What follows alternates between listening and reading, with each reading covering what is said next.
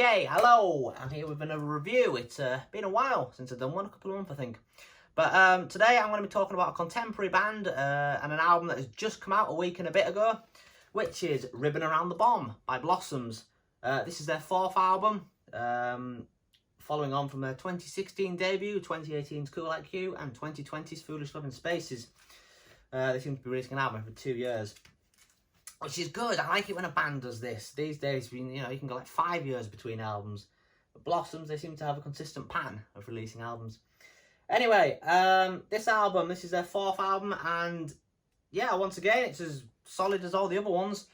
Now, I did a review of Foolish Love in Spaces just after it came out, and I haven't watched my review back of Foolish Love in Spaces for quite some time. But I imagine I'll have said that it was a very good album, and it was a contender for my album of the year for 2020. And I think it got that title in the end. Not that I do a video at the end of the year to say what my album of the year is, but I think if I had to pick one, it would be Foolish Love in Spaces, my album of the year for 2020.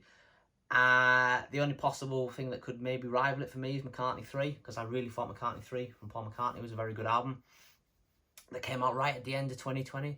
But anyway, Blossoms are back with a new album. This one has been recorded, I think, throughout lockdown when they couldn't tour. And once again, it's been produced by James Skelly, who's produced all of their albums. He's, of course, the frontman in The Coral. Anyway, since this album came out on the 29th of April of 2022, that's this year, I've seen Blossoms twice. I've seen them at Band on the Wall in Manchester, which is like a 500 cap gig. One of the best gigs I've ever been to. And it was at this gig where quite a few of these songs got their live debut. Some of them had obviously been done on TV, but it's the first time they've been done to an audience, most of these songs. So, yeah, I've seen a lot of them there. And then last Tuesday, I can't remember the date, May 3rd, I think it was, I seen them again at the Stockport Plaza, where they played this album in full. So I have seen every track on this album live. And in amongst that, I've listened to this album quite a lot. So I feel I'm now in quite a good position to review this album, because when a new album comes out, I don't like to review it like the day it comes out, because I don't feel like I know it well enough to review it. I like to give myself time to get to know it, get to know the tracks, see what I'm liking, see what I'm not liking, rather than just dive in, because I don't see how you can review something that you've only listened to once. Anyway, this is my vinyl copy. It is signed. It is the Amazon Glow in the Dark version. I have the Foolish Love in Spaces Glow in the Dark thing as well. It sounds more exciting than it actually is. It doesn't like properly glow. It just sort of very slightly fades into a different colour, the record, when you put it in the dark. This is obviously signed as well. I do also, in amongst here somewhere, have the 2LP green thing from their official store, which has the piano versions. Normally Blossoms do acoustic versions of all the tracks. They did an acoustic version of Cool Like You and an acoustic version of Foolish Love in Spaces. This time we've done a piano version of every track, and it's just Tom on his own on the piano, and I don't know, I wasn't really feeling them. I've listened to them twice, and I don't think I'll listen to them much more, to be honest, because they just sound like demos. Like the acoustic versions have got the whole band just doing it acoustically, so it still sounds like a band performance, whereas these versions are just Tom on his piano. So they do just sound like demos, really, in my humblest of opinions. Anyway, that is all the vinyl. No, I've got one more vinyl, actually. I've just received it today. Up there, I've got a personalised signed one from Banquet Records. It's in a frame, and I've literally just put it up, and I should have thought about that before I put it up. But I'm not getting it back down, because I'll need to get a ladder to get it back up. And I've got a final one coming, which is that Blood Records one, the sort of psychedelic looking thing. That really cool disc. It's still not here. It's been out for like a week and a half, this album. It's been dispatched last Saturday, apparently, and it's still not here, so God knows when that's going to show up, but I'm not waiting for it before doing this review any longer. And because I've bought many concert tickets, I have many CDs and cassettes, because everybody still listens to cassettes, apparently. I literally have about 5 CDs and 5 cassettes and 3 or 4 vinyls, so between me and this house, I've got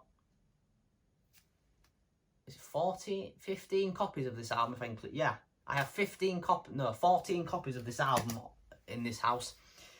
15 if you include the digital version on my phone. Is it any wonder they got to #1? Not that they don't deserve their #1. Anyway, so Foolish Living Spaces, when I first heard that album, my jaw hit the floor. I was not expecting Foolish Living Spaces to be as good as it was. All 3 singles for Foolish Living Spaces were solid as well. Your Girlfriend, Keeper, and If You Think This Is Real Life. And the thing about Foolish Living Spaces is a lot of the tracks that were left for the album itself could have also been singles, I thought. So this time with Ribbon Around the Bomb, I can say that when I first listened to it, my jaw didn't hit the floor. So off the bat, I will say I do not think this album is as good as Foolish Living Spaces. But I'm not going to say it's a bad album because it's only about that much Foolish Living Spaces eclipses it.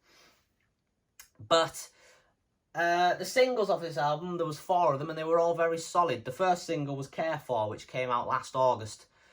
And yeah, it was interesting when I first heard Care For because it's obviously, the thing that stuck out the most to me was the orchestration on it. There was obviously a proper orchestra, which Blossoms had never done before this. I'm trying to think if they had songs with like strings that came from a synthesizer or something, I'm not sure. But it was clear on Care For it was a proper string section, which was exciting. And then fast forward to January, we got the second single, which was the title track of the album, Ribbon Around the Bomb. That came out in January. Again, I really liked it. And I thought, yeah, good little tune, that. Then in February, we got Ode to NYC as the next single. And of all the singles, I think Ode to NYC is the best. It's probably a contender for my favourite song on the album, if I'm being honest. Yeah, it's a very, very good song, Ode to NYC. I should save this for my track by track review. And then the final single was released March 24th, which was The Sulking Poet.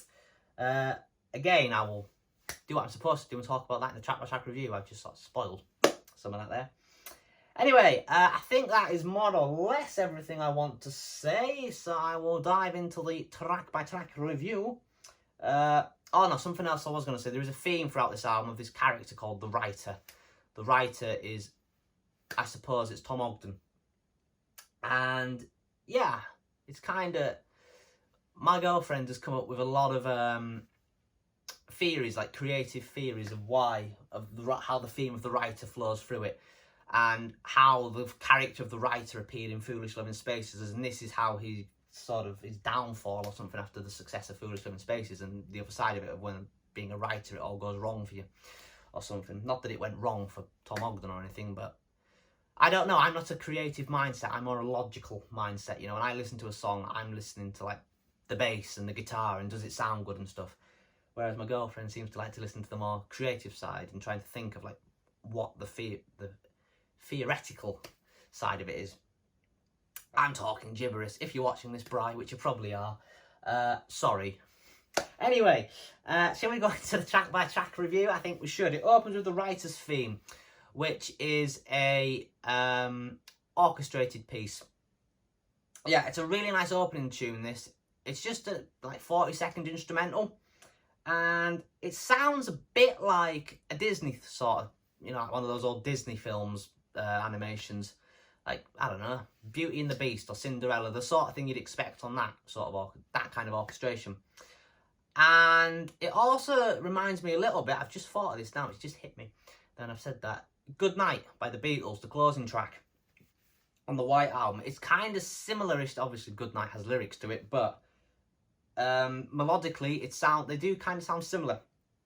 And then the writer's theme flows into Ode to NYC. When the single Ode to NYC got released, it was quite clear that these two songs were going to flow into each other, just by the way Ode to NYC starts. And the transition between the two songs, oh, it's beautiful. As far as transitioning songs go, this is how it's supposed to be done.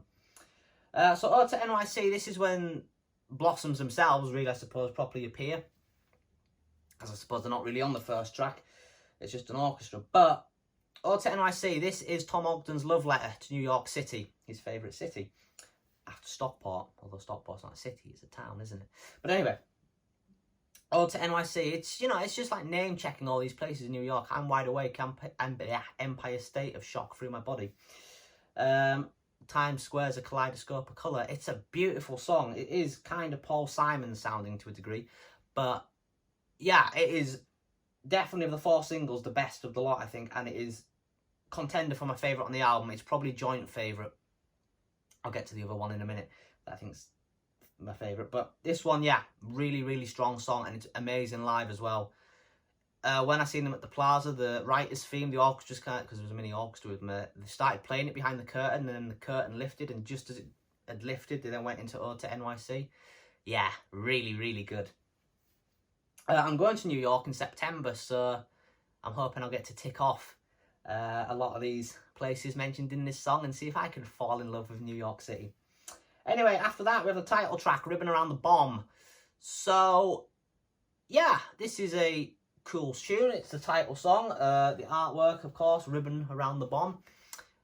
Now, I believe the idea behind this, I can't remember who's told me this. It's maybe I've heard it Blossom say it in an interview. Maybe my girlfriend's told me this in her creative mindset. But the idea is it's like a bomb is something bad, obviously, and a ribbon is trying to disguise it as something good. So it's the idea of, like, in terms of a relationship, it's like it's a bad relationship, but you're trying to convince yourself that it's a good thing. I think that's the idea of what this song's about. But yeah, Ribbon Around the Bomb. It's a really nice tune. It's a really good title track. At first, I was a bit unsure about this artwork, compared, because obviously the other 3 albums all have blossoms on. And I'm nothing against bands that don't put themselves on the cover, because I do think it gets a bit boring just having pictures of the band. But I don't know, this cover, at first, when I love it now, but when I first seen this cover, I thought it was a bit lazy, to be honest. I should have got this out, actually. I've got this as well, which is like a print. So each one of these pictures represents, it's also the gatefold on the vinyls, a track on the album. So Ribbon Around the Bomb is this one. And you just look at some of these pictures and you think, gosh, a lot of these, any one of these could have been the album cover. But anyway, I'll put that down there. So yeah, Ribbon Around the Bomb is a title track. It's very good. Next up, The Sulking Poet. So when I first seen the titles of each of the songs on this album, I thought The Sulking Poet was going to be one of the best songs. And when I first heard it, it was the last single from the album before release. I was a bit underwhelmed, actually, by The Sulking Poet. I wouldn't say I didn't like it. I was just not massively struck by it. However, I'm pleased to say about a month and a bit later, it has grown on me massively. And I've seen it live twice. Yeah, it is a really, really good song, I'm pleased to say. It's proper catchy. And yeah, I'm pleased I stuck with it and didn't just give up after the first listen, because I'd have been a fool if I did. But yeah, it's a fantastic song, Sulking Poet. It wasn't what I was expecting. I think that's maybe why I didn't like it. Well, I maybe wasn't drawn to it at first, because I don't know what I was expecting when I first seen the title, but it wasn't what it is, if that makes sense. But yeah, Sulking Poet, good tune. Right, track 5, Born Wild. So this was the first track, well, excluding the writer's theme, when the album came out, that we hadn't heard in advance. So this sounds, kind of has a bit of a Smiths vibe to this song. You say to Phase, I've been going through so long, it feels so wrong, but boys must be strong. You get a shock if I told you what I'm thinking of. I think that's the lyrics, or worse to that effect. Yeah, it does sound quite, I don't know, it does sound quite dark lyrically, this song. I'm not sure what it's about, but it's a really nice song. I really like Born Wild. Yeah, it's a really good song live as well. I think I've seen it, yeah, I've only seen it at the Plaza, and yeah, it was really good. Very good. Like Born Wild. I don't know what brought them to go down this route. They're obviously big Smiths fans, because they did those Rick Astley gigs, where they did a load of Smiths songs. I went to the Manchester one. Very, very good gig. Rick Astley, very, very good at the part of Morrissey. But yeah, Born Wild as it's in itself, I could imagine Morrissey singing this, to be honest. Yeah, really nice song. Track 6, The Writer. So this is just Tom on his own on an acoustic guitar, and it's got a bit of a country vibe to it. I can imagine like hearing this in like a saloon or something in the Wild West of America. Yeah, really nice song. This one, of all the new tracks, probably was the one that hit me the most first on release day. I really like it. I hope it gets done live quite a bit. I don't know if it will, because obviously he's not going to do like a load of acoustic stuff, and I imagine for most people they'd still rather have My Favourite Room over this. But for me personally, they could do this live and I would love it. I mean, I've seen it live, but like when they get the tour going properly later in the year. Yeah, The Writer, very good song. I think Thomas said this is his favourite on the album. because it's, I imagine, quite autobiographical from, yeah, autobiographical, that is a word, from his perspective of being the writer, but oh, to be alone, because I'm the writer. Yeah, good tune. Right, track 7, Everything About You. It's the first time I listened to this album, I was not blown away by this one, because I'm an idiot, because now I think this is one of the best on the album. Yeah, first listen, I nearly went as far as calling it filler, this song. I'm pleased though that I've listened to it enough now, because if I'd done my first review, if I'd done a review on this the day the album came out, I'd have come on here saying that this wasn't a particularly good song. And I'd have been an idiot, because it is a brilliant song. It is, yeah, it is an all-out love song. And if you've seen the film Ribbon Around the Bomb, or the music video for this, you'll see it's actually an acoustic version that is used in the video. And I hope to God that acoustic version gets released, because it is beautiful. Tom's vocals on that is out of this world, and Josh's guitar and Miles' organ playing. Yeah, the acoustic version is better, I think, than the version on this album, which is saying something, because the version on this album is astonishing. Yeah, really good tune. After that, we have the lead single, Care For. So, yeah, this is a great tune. It's got kind of that 70s vibe, a bit ABBA-ish with the orchestra in it. Yeah, it does sound very disco. I really like Care For. In terms of lead singles, lead single off the last album was Your Girlfriend, which I think Your Girlfriend was a stronger lead single than Care For. But of all the songs on this album, this was probably the most logical to be the lead single, because it is probably the most commercial. I don't even know if it got in the singles charts, but if any of the tracks on this album was going to break into the singles charts, it would probably have been Care For, because it is very catchy. It's all that you care for. Track 9, Cinerama Holy Days. So, again, first listen, this song didn't really grab me all that much, but I'm pleased to say, once again, this one has massively grown on me, and I imagine this one will be one of the best live. I've seen it both at Band on the Wall and Plaza, and both of them gigs, it was brilliant live. It has kind of got a Rolling Stones Under My Thumb vibe to it. Obviously on Under My Thumb, it's a xylophone. It's not a xylophone, it's a marimba, I think is the correct name for it. Whereas on this, it's a piano. But yeah, they're very catchy. It's a very catchy song, this, and it's a very good chorus. I really like it. Right, track 10, Edith Machinist. This is my girlfriend's favourite song on the album, along with Everything About You. For me, this is my least favourite on the album. This is the song which still hasn't really grabbed me. Edith Machinist, I believe, is a shop in New York. But I don't think the song has anything to do with the shop. It's the name that they liked. And Edith swore, when did we get so hardcore?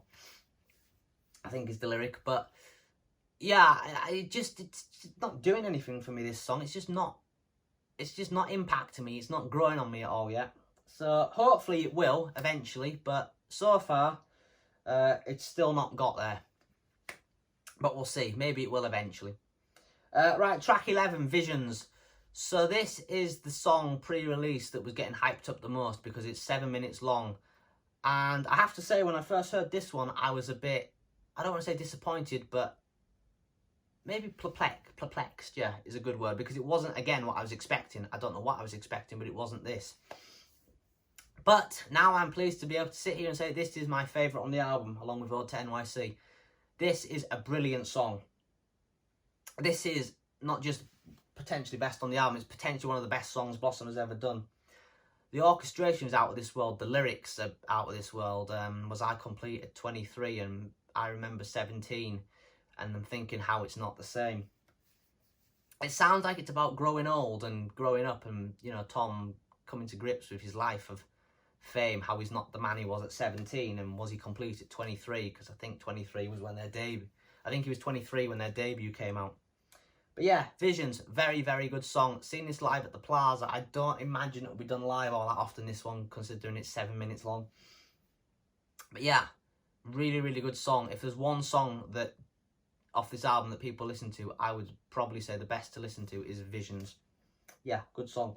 And then we have the closing track, The Last Chapter, which is just sort of a solo piano piece from Tom.